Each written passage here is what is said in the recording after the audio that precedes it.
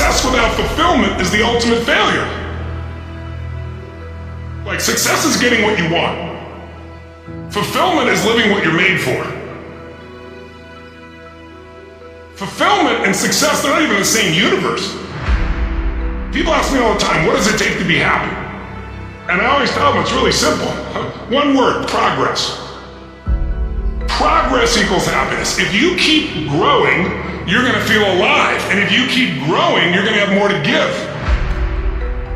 It doesn't matter how many statues, Oscars they give you, or Emmys, or how much money you have in the bank.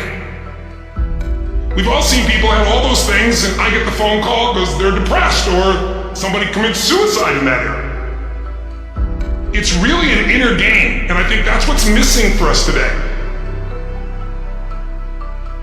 Everybody's focusing on the outside world, and hell, there's a lot of things in the outside world you'll never be able to control. You can influence, but you can't control it.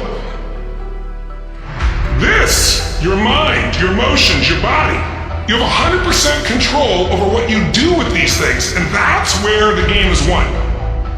Win the inner game, then you win the outer game. But a lot of people spent their life trying to win the outer game, they won, and they're miserable. Someone can tell you your whole life you're a piece of crap, but you can say, screw you, read between the lines, and make your life work. Someone can tell you your whole life you're beautiful, you're intelligent, you're the smartest person in the world, and you don't believe it. Because self-esteem doesn't come from what people say about you. Self-esteem is earned within yourself.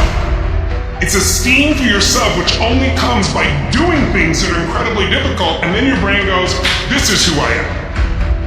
You really gotta figure out what you're made for, and nobody knows in the beginning.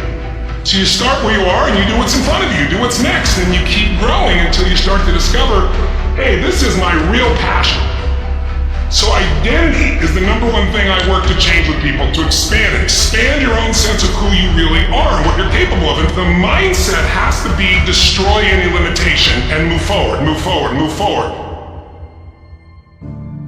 I think passion is the genesis of genius.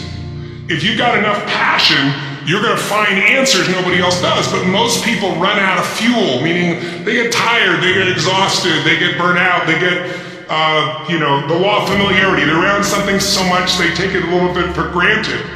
And I've managed to see something in myself that I found in every great leader that I've ever respected, and that is, I value intelligence immensely, but I know really smart people can't fight their way out of a paper bag pragmatically, right? What I see as the one common denominator of people that are successful over a lifetime is the sustained hunger. Hunger is the number one factor. You need to be good at pattern recognition, and that's what gets somebody strong at anything. I mean, you look at, why is Amazon doing so well?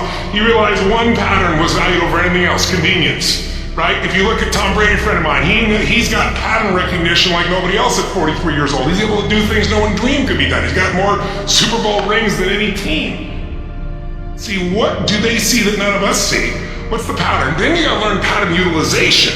It's one thing to see it, it's another thing to use it. And then if you're good after a while, you get to pattern creation. It's like if you're learning to play the piano, most people play other people's music, and there's a point you've learned so much that you're able to create. It really comes down to anyone can learn anything if it's important enough to you. So it's like my drive is not just for me. That wouldn't be enough because it's easy to meet your own needs. It's not that difficult. But if you can find something that you care about more than yourself, your daughter, your son, your family, your business, your mission, your community, whatever it is, that's really the secret to energy and vitality and strength and really learning. One of the things I want to do with people during this challenge is take things that seem so complex and make them so simple so you do it. Get it really simple, things you can do right now to change your life. You can go to experience it that day, and then you get momentum. Day 1, day 2, day 3, day 4, and all of a sudden now what used to be hard to do is easy to do. And I think for anyone, you gotta understand anyone can learn anything if you can just break it down to its simple core. That's what I try to do most. And I'm just not willing to settle for a life without passion and aliveness. That's just like there's so much to learn, there's so much to grow, there's so much to give, and I'm wired to grow and give. And I think anybody that's wired to grow and give is gonna have a really fulfilling life. It doesn't matter what you choose to do, you're gonna be alive. A year ago, people thought we were coming out of, got vaccines now, and we're coming out of COVID, and it's going to be all over now. People are excited. But now, after going through 2 years of this, there's a lot of people now that no longer have a compelling future. Like, people talking about New Year's resolutions. Most people don't even have one. Because it's like they never followed through anyway, right? But at least they had something to look forward to. They're starting to get into learned helplessness. Learned helplessness is when something is so bad over and over again, you start thinking the problem's permanent. No problem is permanent. Or you start thinking the problem's pervasive because I haven't handled my finances, my whole world's over. Or because my relationship's bad, my whole world's over. Your life is bigger than that. My goal right now is to shake that up for people. People need a new perspective, and you can't do it by just sitting and thinking. You gotta move your body, you gotta change your energy and your focus.